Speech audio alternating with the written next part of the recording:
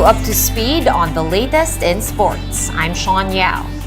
The PBA Governors Cup semifinals cast is complete after the TNT Tropang Giga and the Meralco Bolts advanced to the next round. Marty Bautista with the story. Serrano sets up Tyler Tio, fakes one dribble, pull-up jumper is good for two.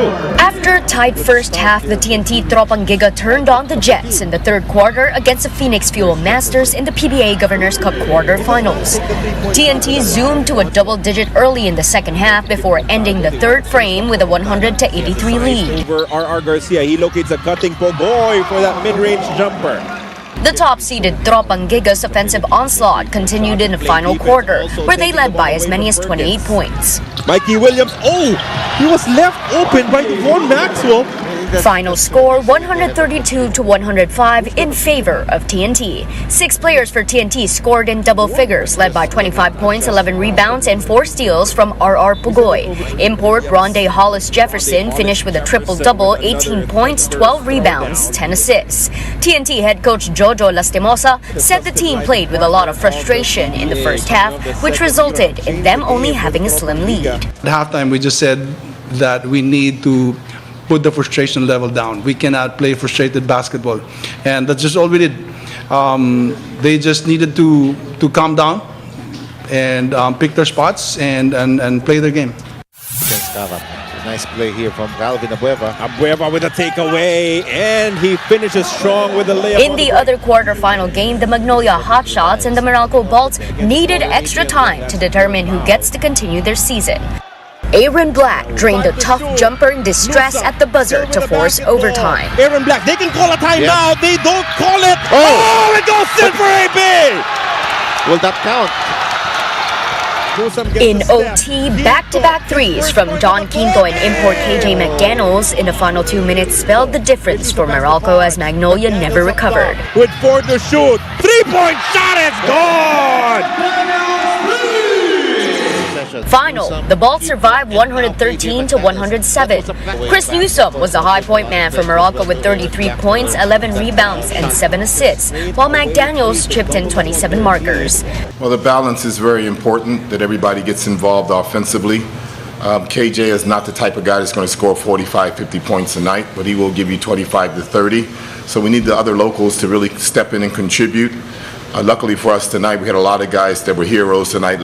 With that, the cast for the best-of-5 semifinals is set, and the action begins right away this Friday at the Inares Center in Antipolo.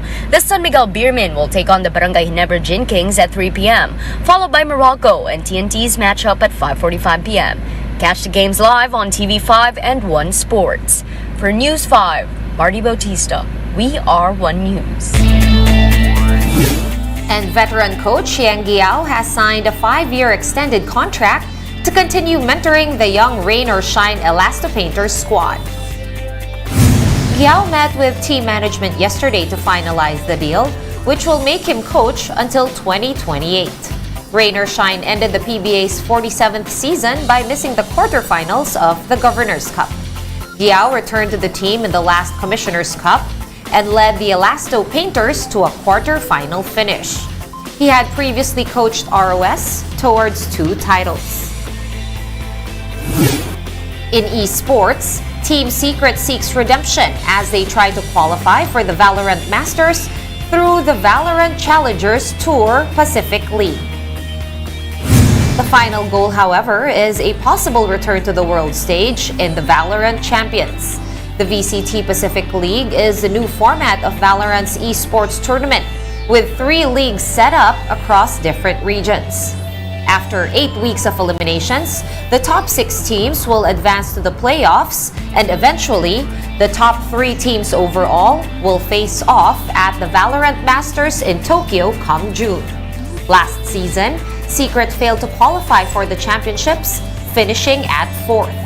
The team will open their campaign on March 26 against Talon Esports of Thailand. We're taking a timeout. The game on One News Now will return after this quick break. Stay tuned.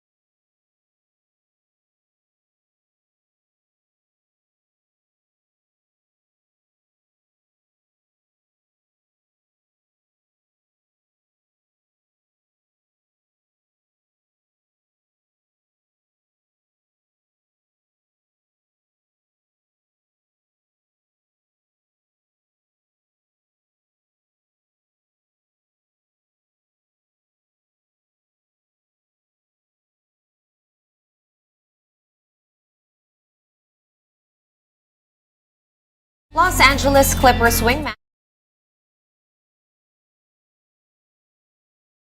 knee. George landed awkwardly after going up for a rebound in the Clippers' loss to the Oklahoma City Thunder yesterday.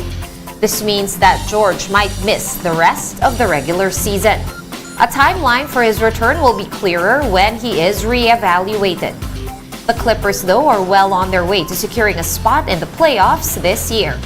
The All-Star is averaging 24 points, 6 rebounds, and 5 assists in 55 games played this season. And in boxing, Japanese pug Naoya Inoue's super bantamweight title fight has been postponed after he hurt his hand in training. In December, the unbeaten Inoue became the first undisputed world bantamweight champion in half a century. He was supposed to make his super bantamweight debut against American champion Stephen Fulton on May 7. But Inoue's Ohashi Gym said the fight has been pushed back to July. The Japanese professional boxer has since apologized to Fulton's team for the reschedule. Inoue is undefeated in 24 fights, while Fulton has not experienced a loss in all 21 of his bouts. And along with the full bloom of cherry blossoms in Tokyo, Japanese sports fans erupted in jubilation after their national baseball team defeated Team USA in the World Baseball Classic. Let's watch this video from Reuters. "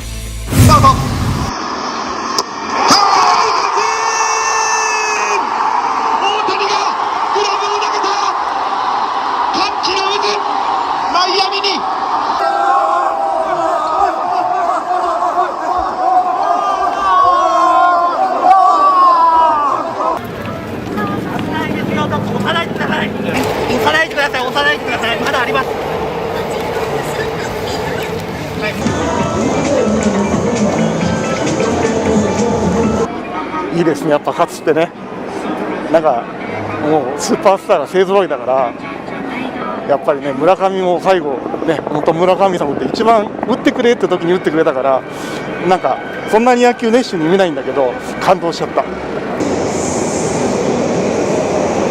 先制されても諦めないで、なんかこうやってね、来て、本当になんか素晴らしいチームだったなって。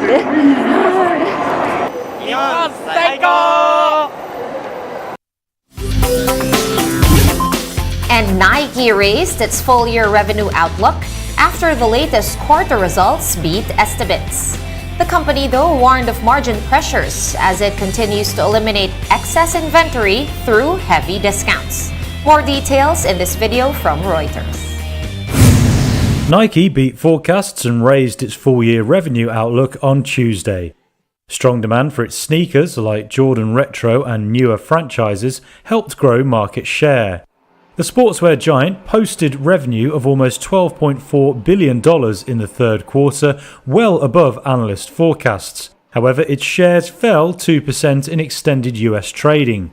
Investors were dismayed after the company said it expected this year's gross margin to fall 250 basis points.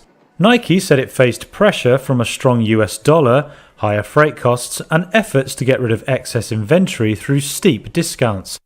Nike said its apparel inventory fell in the third quarter. It expects to end fiscal 2023 with what it called a healthy level of goods in stock. Sales in Greater China fell about 8%, though analysts say it's doing better there than arch-rival Adidas. Nike now expects reported revenue for the full year to rise in the high single-digit range, slightly higher than previously forecast. Get your fill of the latest in sports at onesports.ph. The news day continues later at 4:30 p.m. I'll see you then. I'm Sean Yao. We are One News.